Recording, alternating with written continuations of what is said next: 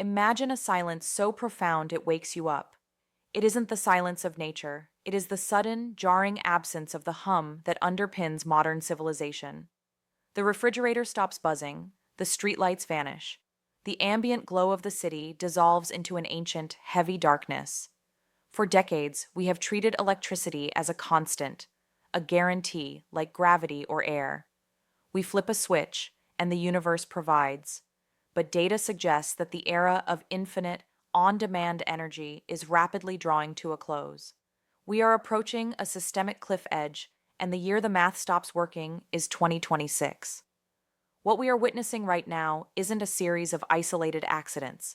It is a synchronized structural failure, from the aging substations in North America to the overwhelmed hydroelectric dams in Asia and the fractured energy markets of Europe. The warning lights are flashing in unison.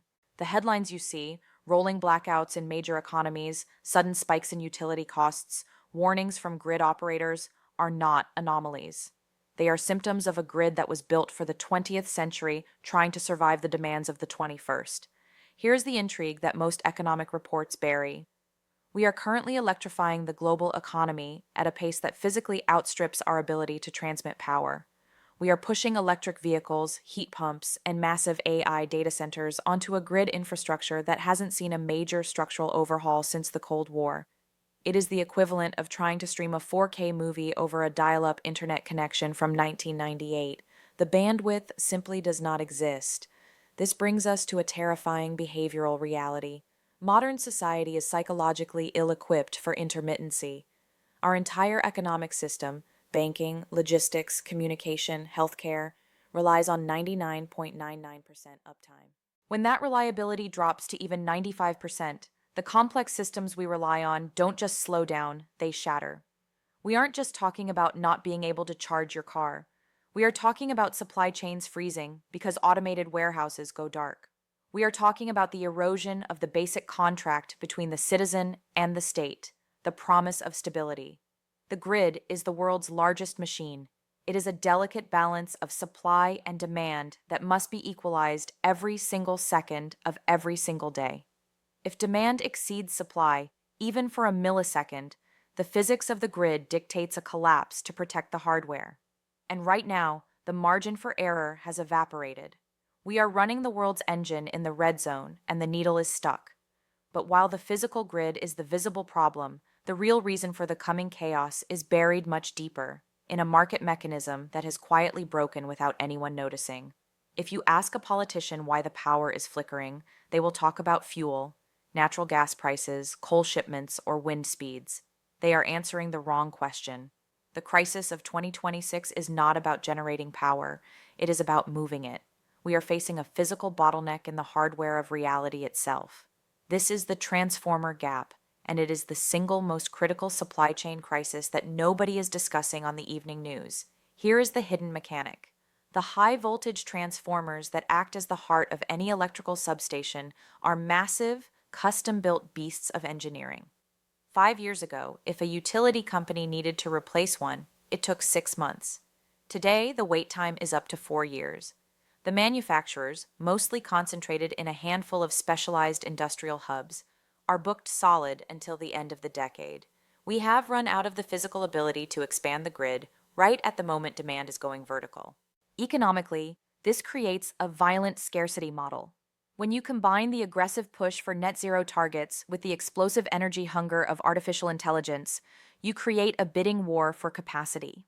Tech giants are currently negotiating backroom deals to buy nuclear power plants directly, bypassing the public grid entirely to ensure their servers stay online. This is the start of energy gentrification. Think about the psychology of that shift. Institutions are no longer viewing the grid as a public utility to be shared. They view it as a limited resource to be captured. It is a classic tragedy of the commons. The grid is becoming a zero-sum game. Every gigawatt secured by a massive data center is a gigawatt that technically isn't available for the surrounding residential stability during a heat wave. We are moving from a system of abundance to a system of allocation. The stakes here are incredibly high because the infrastructure is brittle. Much of the Western world's grid is operating on technology installed in the 1960s and 70s. These components have a 50-year lifespan. Do the math. We are living on borrowed time, pushing volts through wires that are chemically degrading. It is a silent decay, invisible until the moment of failure.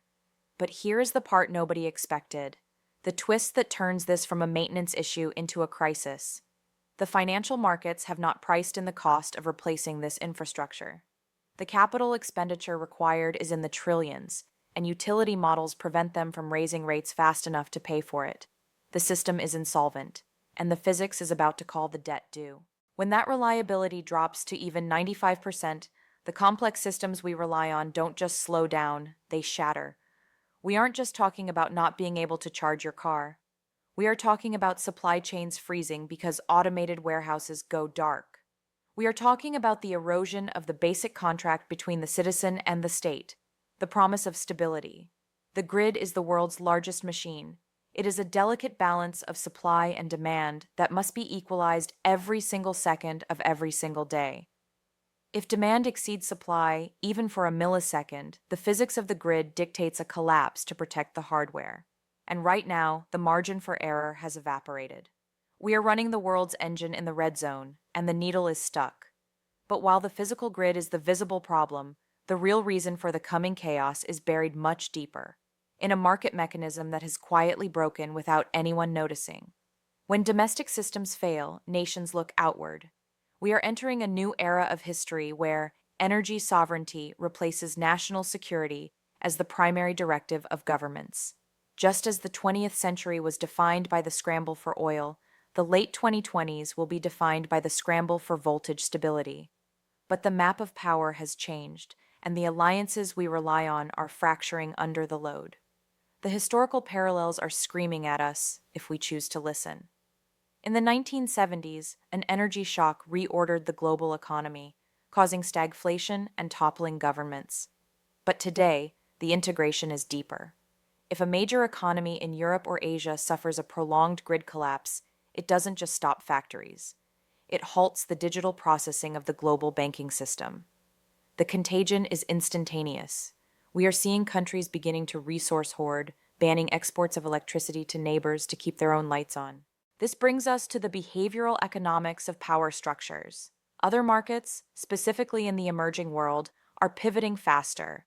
We see massive state-directed investments in ultra-high voltage direct current, UHVDC lines in the east, creating continental supergrids that can move power across thousands of miles with minimal loss. Meanwhile, the West is entangled in regulatory gridlock, unable to build transmission lines across local borders due to bureaucracy. The gap in infrastructure capability is becoming a geopolitical liability. Consider the psychological impact on the global stage. If the definitive image of a first world nation is consistent power, what happens when that flickers? The perception of competence erodes. Investors move capital to where the machines will stay running. We are seeing the early stages of industrial migration, where heavy manufacturing moves not to where labor is cheapest, but to where the voltage is flat and predictable. The intrigue deepens when you look at the raw materials required to fix this: copper, aluminum, electrical steel. The mines and processing facilities for these materials are concentrated in specific geopolitical zones. We are seeing a resource nationalism that makes the trade wars of the past look like skirmishes. If you cannot source the copper to build the cables, you cannot participate in the AI revolution. It is a silent war, fought not with missiles, but with procurement contracts and export bans. The global energy market is fracturing into blocks, and if your nation is not in a secure block, your grid becomes a liability. But while nations play chess with resources, the actual impact is barreling toward your front door. It gets deeper because the solution being proposed might actually accelerate the problem. When that reliability drops to even 95%, the complex systems we rely on don't just slow down, they shatter. We aren't just talking about not being able to charge your car. We are talking about supply chains freezing because automated warehouses go dark. We are talking about the erosion of the basic contract between the citizen and the state, the promise of stability.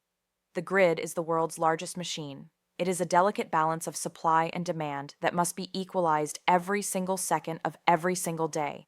If demand exceeds supply, even for a millisecond, the physics of the grid dictates a collapse to protect the hardware. And right now, the margin for error has evaporated. We are running the world's engine in the red zone, and the needle is stuck. But while the physical grid is the visible problem, the real reason for the coming chaos is buried much deeper, in a market mechanism that has quietly broken without anyone noticing. So, what does the energy chaos of 2026 actually look like for you? It won't necessarily be a permanent blackout. It will be something psychologically more draining. Unpredictability. It means load shedding, a term familiar to developing nations, becoming a standard feature of life in the world's wealthiest cities. It means receiving a text message at 4 p.m., telling you that your neighborhood will be powered down between 6 and 8 p.m. to preserve grid integrity. This is the real-world impact that economic models often miss: the friction costs. When businesses have to invest in backup generators and battery walls just to operate, the cost of every product rises. Inflation becomes embedded in the cost of keeping the lights on. We are looking at a future where stable electricity becomes a luxury service, tiered like an internet subscription. Premium users get 24/7 access. Everyone else gets what is available. The media isn't discussing the sociological fracture this creates. We are moving toward a dual-tier society. Those who can afford to defect from the grid, buying their own solar arrays, batteries, and independent systems, will detach themselves from public infrastructure. This leaves the public grid with fewer paying customers to support the aging hardware, accelerating its decline. It is a death spiral for public utilities. For the worker, this changes the landscape of employment. Remote work relies on power. If your home grid is unstable, your employability drops. We may see a return to physical offices simply because they have the industrial-grade generators required to guarantee uptime. The freedom of the digital nomad era is contingent on a plug working in every coffee shop. That contingency is vanishing. The pattern interrupt is this: the chaos of 2026 isn't the end of energy. It's the painful birth of a new system. The centralized grid, a monopoly that has stood for a century, is dying. It is being replaced by a decentralized, chaotic, but ultimately more resilient mesh of microgrids. But the transition period, the next 5 years, will be messy, expensive, and dark. We are sleepwalking into a bottleneck that physics demands we pay for. The bill is coming due, not in dollars, but in reliability. You need to prepare not just your home, but your mindset, for a world where the switch doesn't always work. Because while the world is obsessing over the price of gas at the pump, the real transformation is already unfolding, quietly in the copper wires above your head, in a place no one expects, until the moment they look up and realize the lights are gone. When that reliability drops to even 95%, the complex systems we rely on don't just slow down, they shatter. We aren't just talking about not being able to charge your car. We are talking about supply chains freezing because automated warehouses go dark. We are talking about the erosion of the basic contract between the citizen and the state, the promise of stability. The grid is the world's largest machine. It is a delicate balance of supply and demand that must be equalized every single second of every single day. If demand exceeds supply, even for a millisecond, the physics of the grid dictates a collapse to protect the hardware. And right now, the margin for error has evaporated. We are running the world's engine in the red zone, and the needle is stuck. But while the physical grid is the visible problem, the real reason for the coming chaos is buried much deeper, in a market mechanism that has quietly broken without anyone noticing.